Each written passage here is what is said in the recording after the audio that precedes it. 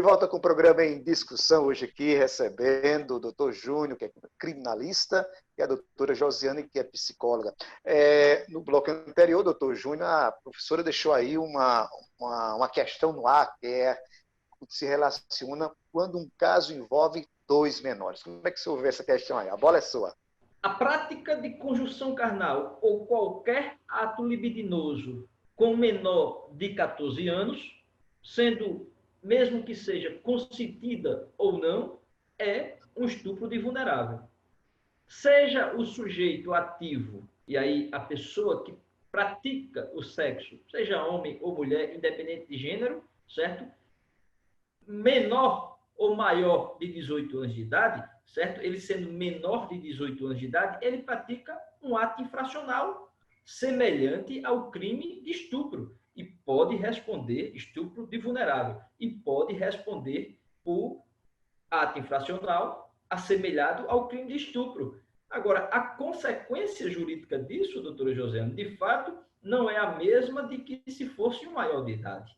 Existe, a gente não pode entender, longe disso, que o menor de idade que pratica um estupro, e aí seja o estupro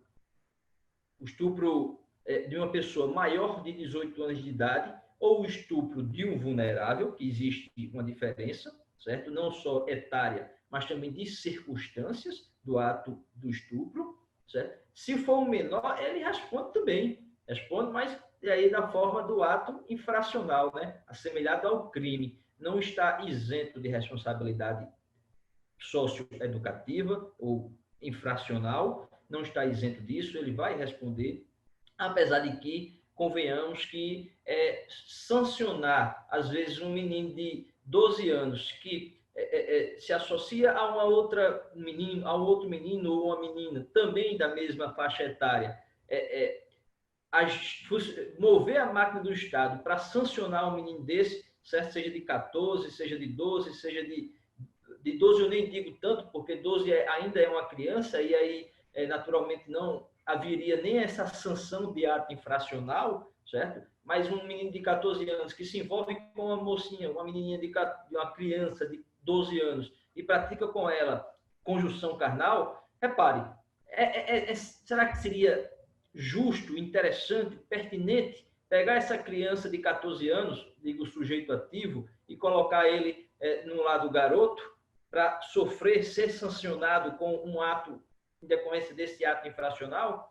Acredito que não, a não ser que seja algo, de fato, algo muito cruel, que, infelizmente, na cabeça de um menino de 14 anos, às vezes já tem um pouco de crueldade, mesmo que decorrência aí de algum tipo de alienação ou de fatores externos à personalidade dele, mas eu acredito que existe aí alguns meninos de 14 anos que já praticam muitas crueldades, inclusive o estupro, seja de vulnerável ou estupro de pessoa não vulnerável, ou que não esteja em situação de vulnerabilidade. Mas eu deixo o registro que sim, que existe possibilidade de punição, mas não na forma de uma pessoa que seja maior de 18 anos ou não incapaz para efeitos legais.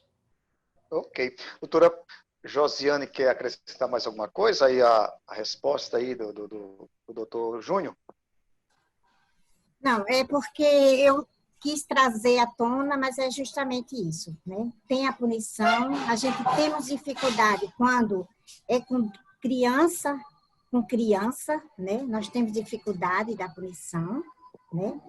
Mas geralmente a gente garante o tratamento das duas partes, da vítima e o tratamento que eu falo psicológico, tá? E a gente garante isso para que isso não possa se repetir, né? Eu coloco isso por conta da minha prática mesmo, tá?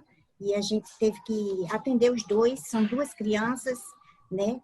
E não chegou à gravidez, mas chegou ao estupro, né? E aí, quando chega a gravidez, é que a gente dá o boom, né? E aí, você sabe que aqui, a gente, na Paraíba, tivemos a situação de abuso sexual dentro de um determinado colégio, né? Que teve punições, né? Ninguém, assim, foram várias crianças dentro da própria escola. E gostaria também de dizer que dentro das escolas, dentro dos postos de saúde, hoje, tem uma ficha de notificação. Chegando uma situação de abuso, exploração, e a médica, ou mesmo uma professora, nós temos que notificar. Muitas vezes, certo? Os profissionais têm medo disso, porque está lidando com a comunidade de violência, né? E aí a gente sabe muito bem como isso ocorre, e ter muito cuidado com relação à notificação, certo? Mas é preciso fazer. Por isso que hoje nós não temos dados. Os dados são camuflados, porque as pessoas não fazem as devidas encaminhamento como deveria ser. Ok. Ok, muito bem. Nós estamos chegando ao final do programa em discussão. Eu queria passar a vez para o doutor Júnior Moura, que ele deixa as suas considerações finais. É claro, se ele quiser falar de algum trabalho que as pessoas possam procurar, algum trabalho efetivo, pode, então, deixar aí para a gente, tá bom? Doutor Júnior. Muito obrigado. Mais uma vez, renovo meus agradecimentos. Não num clima de felicidade ante essa tragédia que essa criança, que essa irmã em Deus vive, vítima de uma vulnerabilidade, tanto etária quanto social.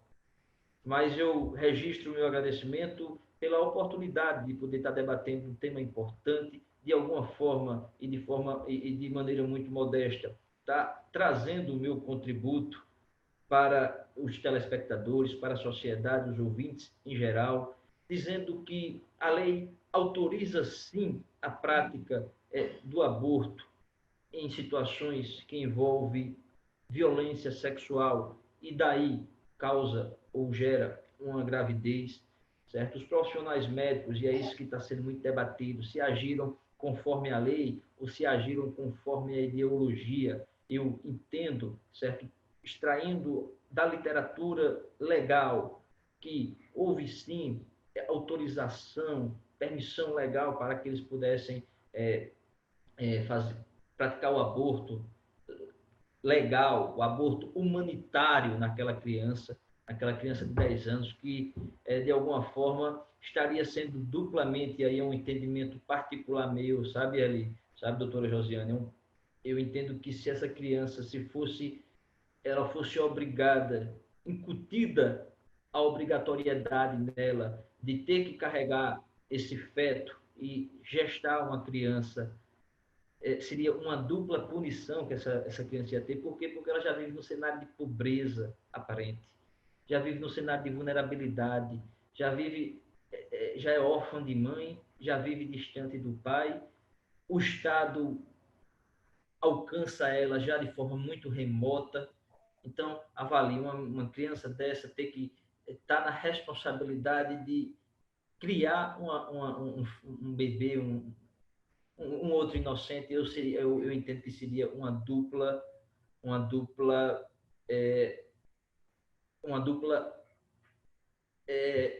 me permita dizer, uma punição desmerecida nessa criança.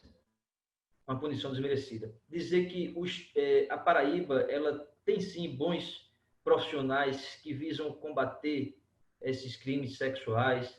Eu já acompanhei, inclusive na qualidade de advogado, algumas operações que objetivaram combater a exploração sexual infantil de crianças e adolescentes.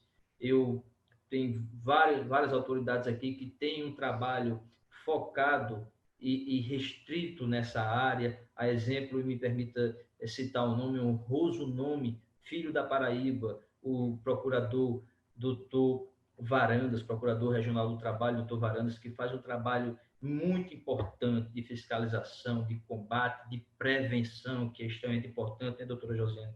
Então, temos vários profissionais que já fazem esse trabalho aqui. E hoje, no mundo tecnológico, quem tiver alguma notícia de casos de violência sexual que envolve criança e adolescente em situação de vulnerabilidade, seja etária ou seja social, os canais eles estão abertos, basta discar aí vulnerabilidade de criança, ou estupro de criança, que vai ter o Disque 100, que vai ter o telefone do Ministério Público do Trabalho, do Ministério Público Estadual, das curadorias da criança e adolescente, dos CAPs, dos CRAs, do Conselho Tutelar, de outros tantos órgãos, que a própria a Ordem dos Advogados do Brasil, ela faz esse acolhimento, ela faz o atendimento e faz o encaminhamento às autoridades constituídas. Então, eu vejo que a sociedade também, eu aqui critiquei bastante a omissão do Estado, mas também, de fato, tem a omissão social, a omissão do vizinho, a omissão do parente distante, a omissão daquela pessoa que tem um pouco mais de conhecimento, não tanto em ignorância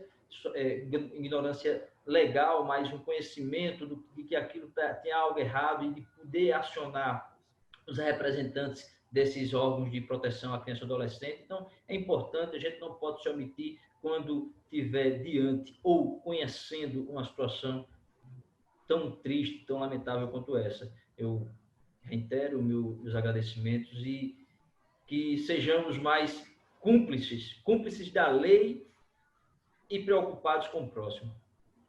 Ok, muito bom. Professora, doutora Josiane.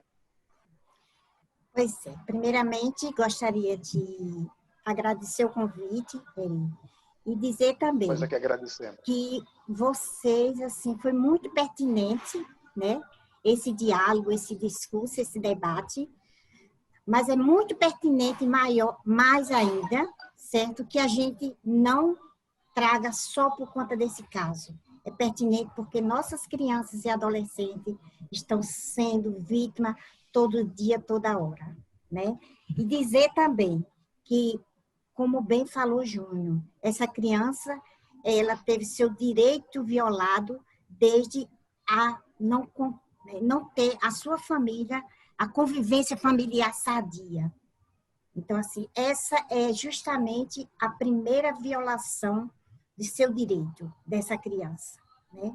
E aí a gente deixa aqui o Conselho Estadual, né, à disposição de vocês também para dar um diálogo sobre isso, mais outras vezes sobre qualquer assunto que envolva a violação de direito de criança e adolescente no nosso país. Eu não falo só do Estado, não só do município. A gente tem que alertar todas as crianças, né? E como profissional da área também, o meu alerta que esses profissionais, certo? Acolha essas crianças, né? Não tenha medo, porque muitos profissionais da psicologia dizem, eu não posso atender, eu não atendo essa situação, tá entendendo? E acontece isso, eu digo porque muita gente, e temos aí o Conselho Tutelar, temos aí os Conselhos de Direito, temos uma rede estadual de enfrentamento a abuso e exploração sexual, temos o Ministério Público envolvido, temos um Fórum de Direito de Criança e Adolescente, tem toda uma rede envolvida, mas a gente observa que nossas crianças ainda continuam sendo violentadas, assim, com seus direitos violentados. Meu muito obrigado, né? E estou à disposição de vocês também a qualquer momento, né? Quando precisarem. Okay. Doutora Josiane, a gente também está aberto, a gente já teve a assembleia para esses assuntos, né? Para não só nesse momento, bem a senhora esclareceu, de um momento de polêmica, mas esse é um problema vivido diariamente, né? Todos os dias a gente precisa estar dando esse enfoque para eliminar ou, de uma certa forma, minimizar essas questões. Então, muito obrigado, doutora Josiane, também muito obrigado pela entrevista também do doutor Júnior, criminalista. Então, a todos, nosso agradecimento pela participação de cada um. O programa Em Discussão fica por aqui. Muito obrigado a todos e até o nosso próximo encontro.